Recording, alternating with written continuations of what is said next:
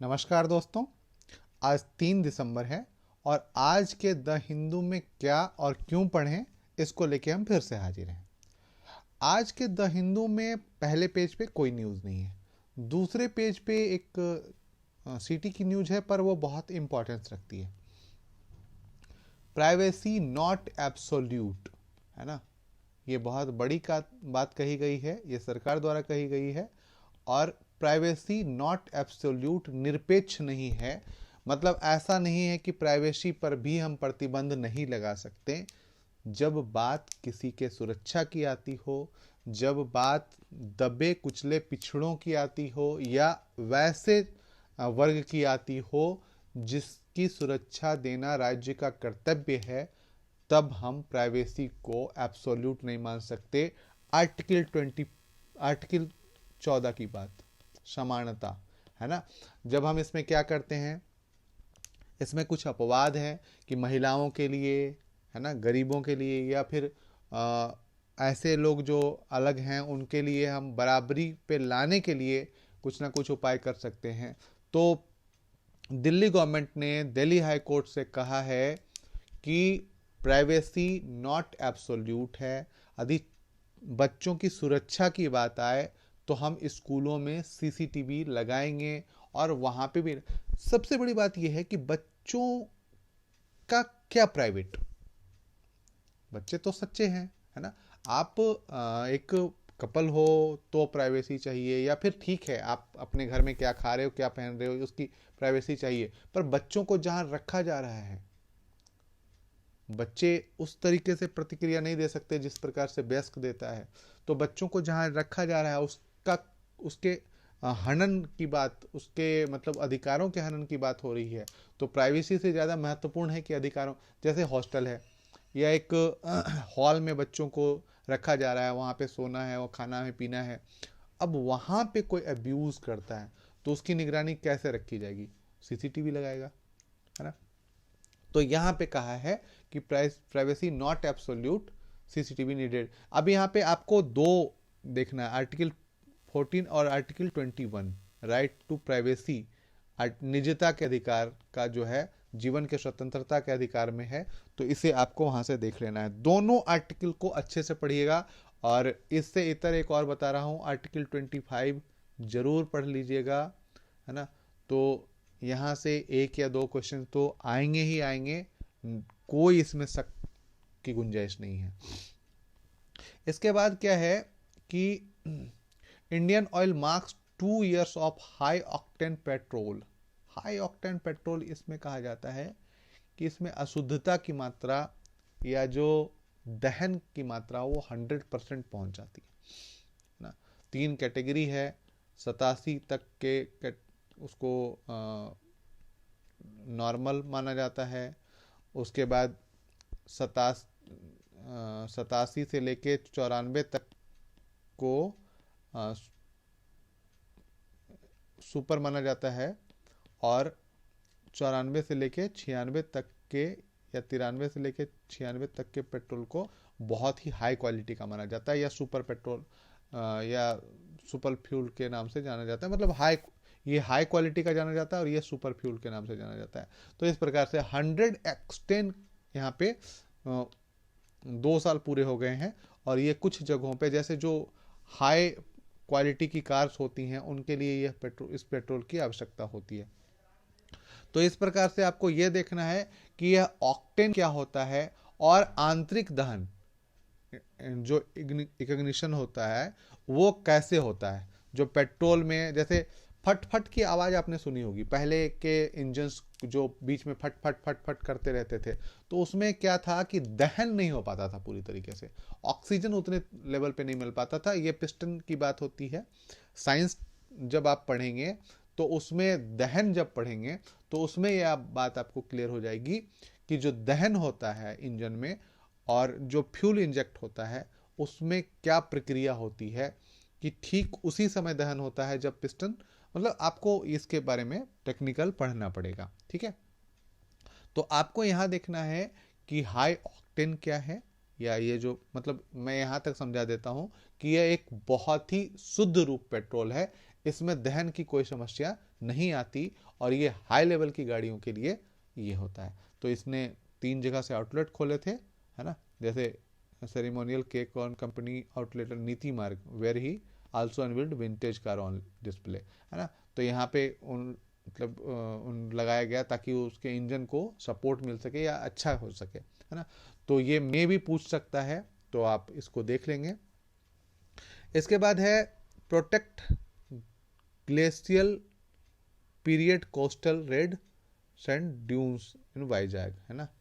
तो ड्यून्स की बात दून की बात करें तो हम लोग अभी तक क्या जानते थे कि दून जो है वो हिमाचल या उत्तराखंड के क्षेत्र में पाए जाते हैं, पर यहाँ पे आपको एक और दून की बात करें तो glacial period coastal red sand dome, है ना, ड्यून रेड सैंड ड्यून जो है इनको बचाने की बात की गई है।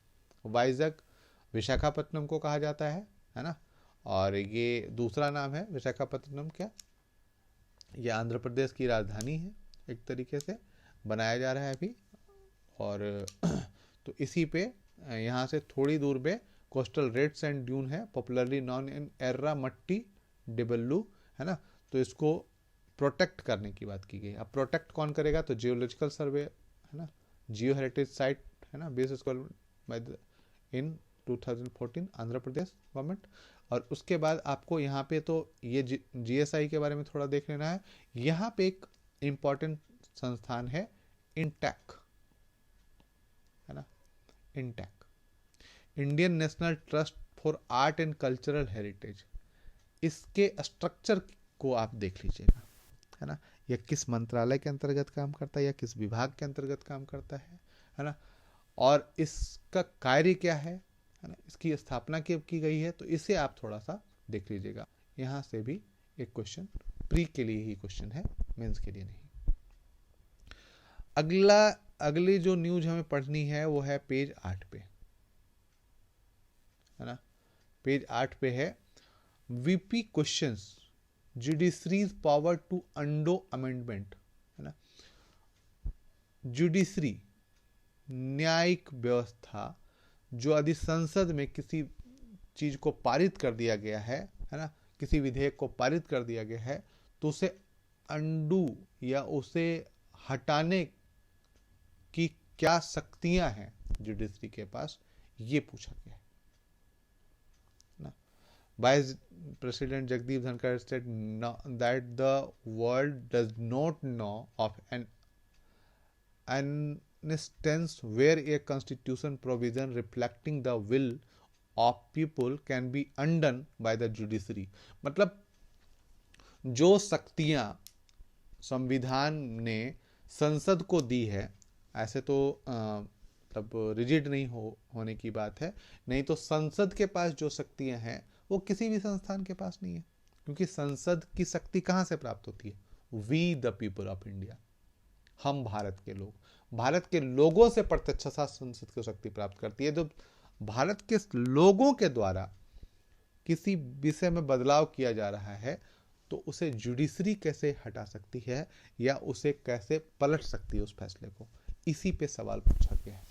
तो आपको क्या करना है, सुप्रीम कोर्ट के अधिकारों को पढ़ना है, राइट्स, है ना। एक राइट्स आपको वहां पे मिलेगा कि जब भी सुप्रीम कोर्ट को लगेगा कि मूलभूत ढांचे में बदलाव हो रहा है, इसके बारे में गोलकनाथ वगैरह का मामला बहुत सारा है, तो खैर उसमें उन केस पर कभी और जाएंगे। तो जब भी लगता है सुप्रीम कोर्ट की मूलभूत ढांचे में बदलाव किया जा रहा है तो वो संविधान बेंच बैठाती। इसी पे नेशनल जुडिशियल अपॉइंटमेंट कमीशन की बात की गई थी तो उसे पलट दिया गया था कि नहीं, हम ऐसा नहीं कर सकते। तो इसी पे जगदीश धनखड़ ने पूछा है कि क्या इसकी शक्तियां हैं और कहां से मिलती हैं, है ना, न्यायिक शक्तियां कहां से मिलती हैं सुप्रीम कोर्ट को कि वह संसद के द्वारा पारित किए गए किसी विधेयक को या कानून को पलट दे, है ना। इसी पे बात की, ठीक है। इसके बाद है India set to continue buying Russian oil, है ना। India set to continue buying Russian oil. देखो क्या है कि अभी यूरोपीय संघ ने ईयू ने एक कैप लगाया है। कैप क्या लगाया है कि $60 प्रति बैरल से ज्यादा में रसिया जो है अपने तेल नहीं बेच पाएगा, है ना। कैप लगा दिया गया $60 प्रति बैरल का। अब ये $60 प्रति बैरल का कैप कैसे लगाया जाता है, आपने ये सोचा होगा कि लगा तो दिया, लेकिन कैसे, है ना। खरीदार कोई और, बेचने वाला कोई और, तुम कैसे तय कर सकते हो।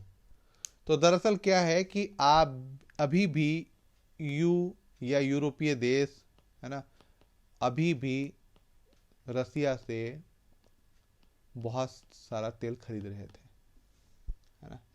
उसी पे लगाया गया है कि आप $60 से ज़्यादा नहीं खरीद सकते। दूसरी बात, एक तो ये हो गया कि यूरोपीय देश नहीं खरीदेंगे। दूसरा ये है कि जिन कंटेनर्स में, है ना, लाए जाते हैं रशियन ऑयल, उनका बीमा नहीं किया जाएगा यदि उन पर $60 से अधिक चुकाए गए हैं पर बैरल तो। और ये बीमा कंपनियां यूरोपीय हैं, है ना। तो ये चीजें लगाई गई हैं। पर भारत ने कहा है कि हम तेल खरीदेंगे, क्योंकि भारत एक विकासशील अर्थव्यवस्था है, ये कहा है इन्होंने, और हमें अभी ऊर्जा की जरूरत है बहुत, तो हम तेल खरीदेंगे। साथ ही साथ भारतीय मुद्रा की बचत करना भी भारत सरकार का कर्तव्य है। इसके कारण से भारत ने तेल खरीदने की बात कही है। दोस्तों, अभी तक आपने लाइक, शेयर, सब्सक्राइब नहीं किया है मेरे चैनल को, तो प्लीज़ सब्सक्राइब जरूर कर लें और चीज़ों को समझें और उसके अकॉर्डिंग पढ़ना शुरू करें। यदि आप पढ़ेंगे इसी के अकॉर्डिंग, देखिए, आपने देखा होगा कभी आप मेरे न्यूज़ को मिलाएंगे तो आपको वो नहीं मिलेगा जो सबके पास मिलेगा, आपको कुछ अलग मिलेगा यहाँ पे। और दरअसल यूपीएससी भी यही करता है, कॉमन चीजें तो सब दे देते हैं, सबको पता है क्या पढ़ना है, सबको पता है। एक कॉमन चीज जो द हिंदू रोज छाप रही है वो तो पढ़ना ही है, लेकिन उसके अलावा क्या पढ़ना है, छोटी छोटी न्यूज है वहां से। जैसे मैंने अभी कुछ दिन पहले अग्निकुल बताया था, है ना, भारत का पहला प्राइवेट लॉन्च व्हीकल वाला है, तो उसे कोई नहीं पढ़ाया, उसे पता ही नहीं है किसी को, है ना। तो आप लोग ध्यान रखें, आप लोग पढ़ें और गंभीरता से पढ़ें। विश्वास कीजिए, आपके प्री में और मेंस में इससे बाहर सवाल नहीं आएंगे, इसकी गारंटी मैं दे रहा हूं। गारंटी देने वाला मैं होता कोई नहीं हूं, लेकिन फिर भी मैं इतना जानता हूं कि पिछले साल और पिछले साल और पिछले साल के अनुभव, मैंने सार्वजनिक रूप से नहीं किया था, पर पिछले साल तो किया था। 9 से 10 क्वेश्चन तो सीधे सीधे थे, और इसलिए मैं कहता हूं कि आप लोग लगातार मेरे साथ बने रहें। मैं फरवरी से हो सकता है एक प्रोग्राम लॉन्च करूं, फ्री करंट अफेयर्स पूरे साल का पढ़ाऊं, तो उसके लिए भी तैयारी चल रही है। बट उससे पहले इसको कंटिन्यू रखें और जुटे रहें। और यदि आपने सब्सक्राइब नहीं किया है तो प्लीज़ सब्सक्राइब कर लें, लाइक का बटन जरूर दबा दिया कीजिए, हमारा हौसला बढ़ता रहेगा। धन्यवाद।